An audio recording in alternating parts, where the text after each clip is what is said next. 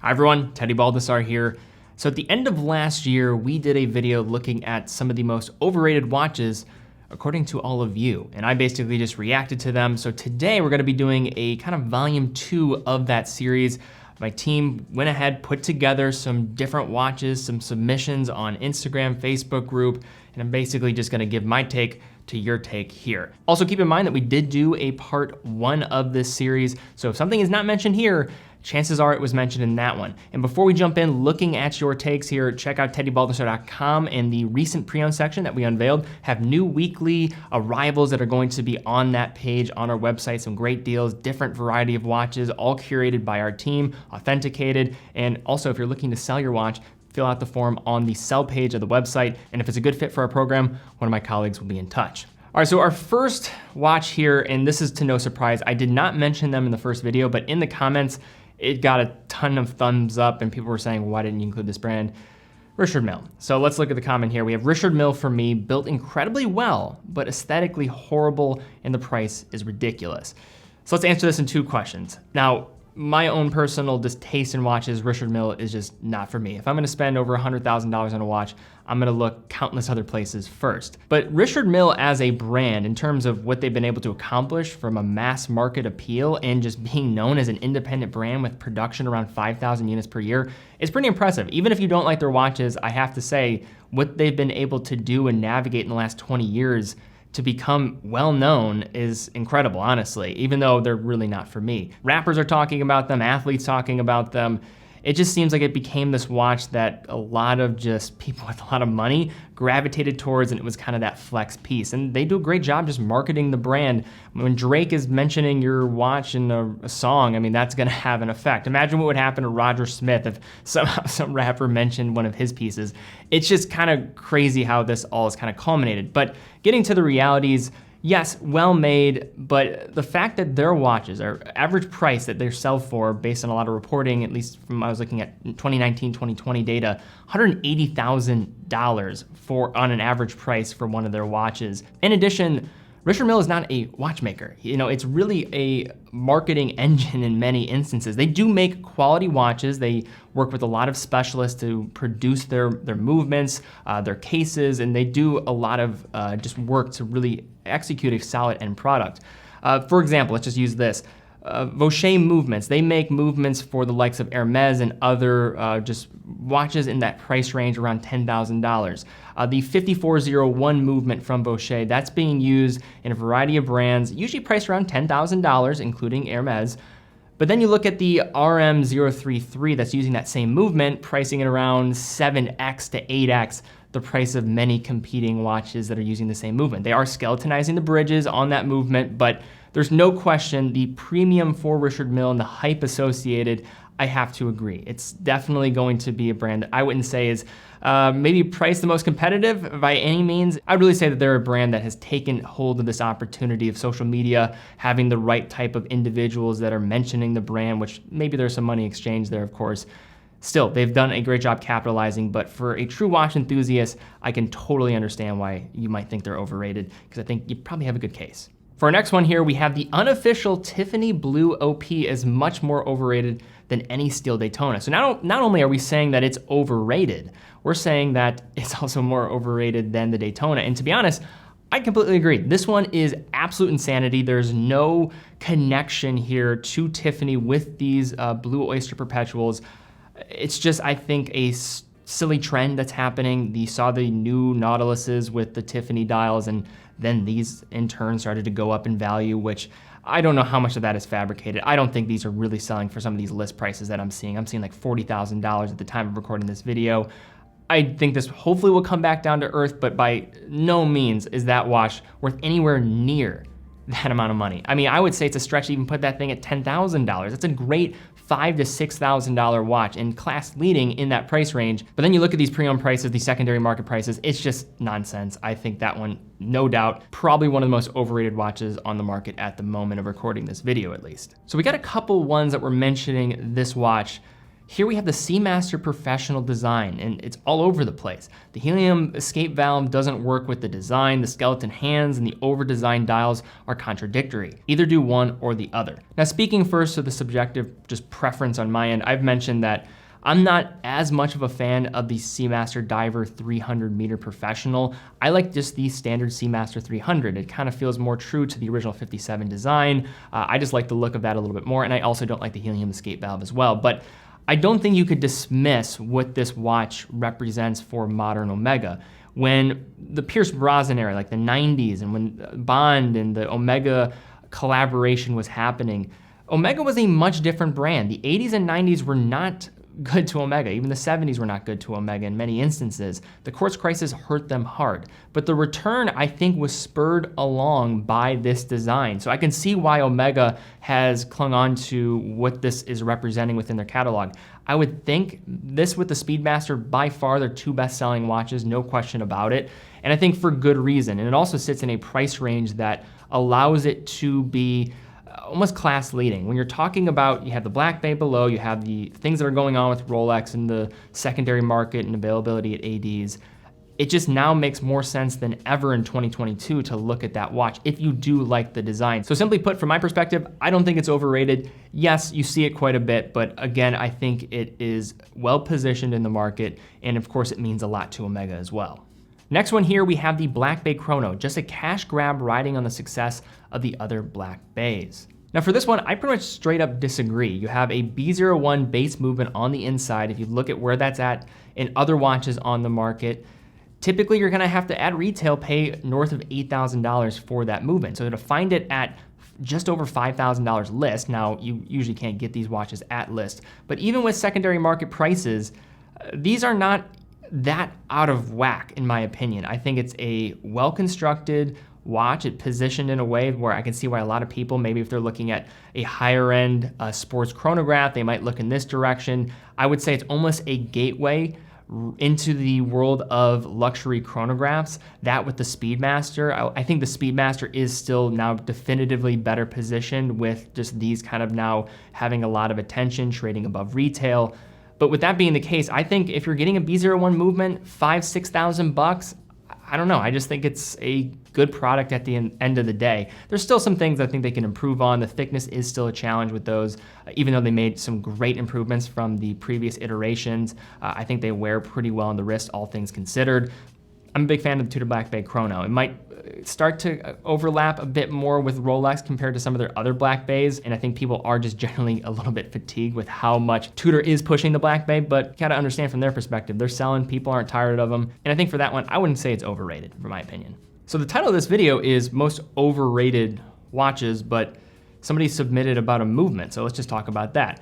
I would say any non-Seiko watch over $300 US retail that uses an NH series movement, NH34, 35, etc. Yes, they're tough and reliable, but they're also pretty cheap on their own, meaning the watchmaker has to be offering something pretty spectacular by way of other features to justify a super premium price. So this is kind of interesting. Now, let's just speak to this. In talking about third-party movements, even south of $1,000, what are your options in reality? Maybe at the upper end of that $1,000 range, you can start getting into Sellita and ETA calibers, but ETA now becoming increasingly difficult to get actual access to the movements that I don't even know if you can include that. Then you have Sellita here, and if you're talking about just buying, say, batches of movements, not doing a high volume buy, you're talking about movements that are gonna cost a couple $100 on their own. Then you have the likes of Mille. You have their 8 series movements, which are gonna be more entry level, and then you also have their 9 series movements, which are gonna be 4 Hertz movements, and typically in price ranges between $400 to $1,000, which I think is appropriate. So you have to factor in the competition. I personally have no problem with an NH35, 36 movement being found in these type of watches. And why is Seiko exempt from using the same movements with the 4R35 and the 36? I don't really agree. I think you could have a $500 watch with an NH35 movement, because what else are you gonna buy? You're gonna buy a Miyota, you're not gonna quite get into a Swiss watch, and I guarantee if they utilize a Swiss watch or Swiss movement, you're not gonna be putting and going the extra mile in a lot of different ways. It costs money to make these watches and get these movements and assemble them.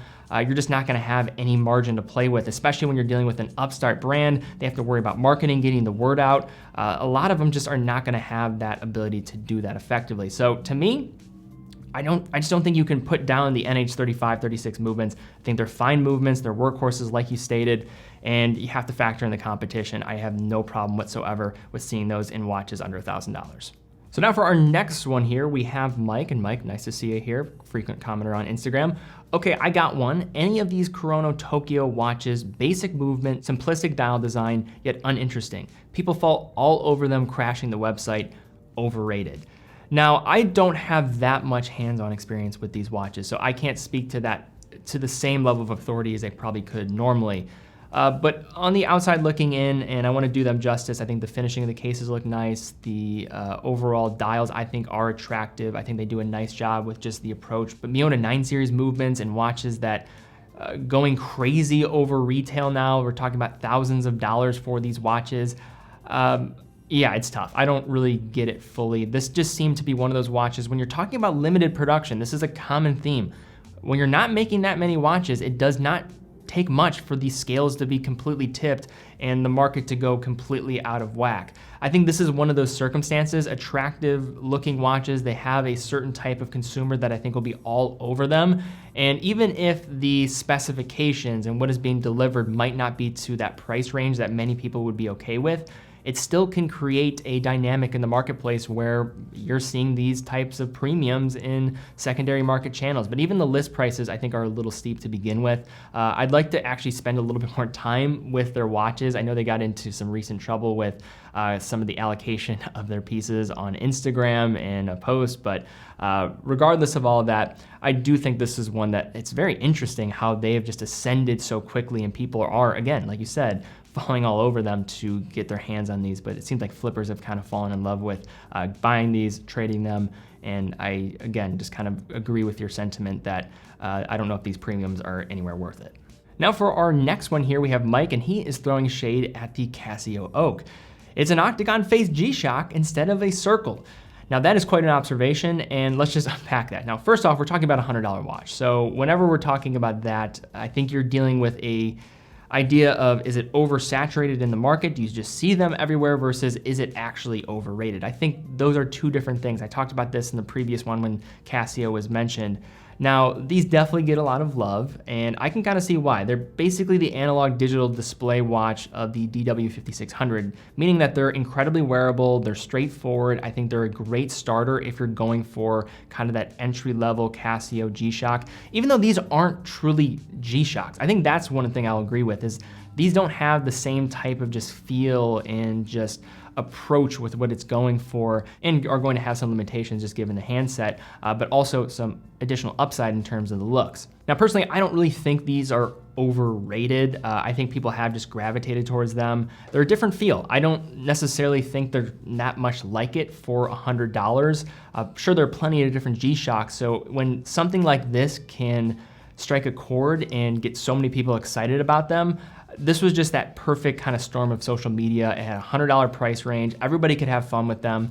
It makes sense why they're so successful, and personally for me, I don't think they're really overrated. And for our final one here, we have a watch that I really like. The Sinn 556i is overrated for what it is. Sinn is a great company, but it seems in many watch forums, the 556 is listed as the best do-it-all everyday watch. It's expensive compared to competitors like the DS30 from Damasco, and doesn't offer case hardening tech that makes Sinn so popular/loved. It's a great versatile watch, but it's overrated. Sorry, Teddy, I know you like this one. So not to unpack here. So first off, talking about the Damasco point, I think Damasco, in terms of where you can find them in availability, list price versus what they're being listed at in different markets, given just their distribution, is a little off. Their prices are actually closer to Sinn in terms of you're talking about retail price, but you can commonly find them for around $1,000 when you go search on the web. So that is one thing to just keep in mind. I think Damasco also, though, even if they are trading at the same price, you're talking about that up tech with the hardness of the cases, which is incredibly useful and does absolutely work. Then moving into the 556. So I'll just put this out there. I own the 556. I like it a lot. I really enjoy Zinn. They're honestly one of my favorite companies. I love what they represent. They're just no nonsense, and I really enjoy their watches. The 556 in the last 5 or so years has just gradually continued to go up in price. Even since I have done reviews on these watches, we're talking about probably $100 to $150 going up in price since I even posted about them. So with that being the case, they're getting lost in the mix more than where they really were a standout at $1,000 in my opinion. So I think with all the older language, you almost have to look at the age of when people were making those claims about the Zinn 556 in these forums. Like if it was from 3 to 4 years ago, I think many of them had a point. But in 2022, you're talking about on a bracelet north of $1,500 for these watches. That's a little bit harder to come by. Yeah, you sure are getting some top grade movements, but limited power reserve, yes, well finished. The bracelet hasn't seen any updates in years, even though I love the H-Link bracelet from Zinn. The clasp is kind of the main area people usually will put it down. But even as an owner of this watch, I love this watch. It's not the same level of value as it was years ago. And that's a shame because I think it was for many years definitively one of the best everyday do-it-all watches for the price category of around just north of $1,000. But that time has now gone. But all right guys, that is all I have here for today. If you enjoy these videos, just kind of getting my reaction to some of your takes, be happy to do another one of these. Just please give it a thumbs up because that's a great indicator that you want to see more of this. I think this is a great way to just kind of get out some counterpoints and talk about maybe some watches that people are tired of or don't like as much in the industry. So if you do want to see more of this, please give it a thumbs up. Be sure to subscribe. Also check out teddybaldassarre.com, full authorized dealer of over 30 brands, quick and fast fulfillment, dedicated customer support, and a full factory warranty for all of our new products. And definitely check out our new pre-owned selection as well. New products coming in every single week. But guys, thank you again so much for watching. Be well, and I'll see you all very soon.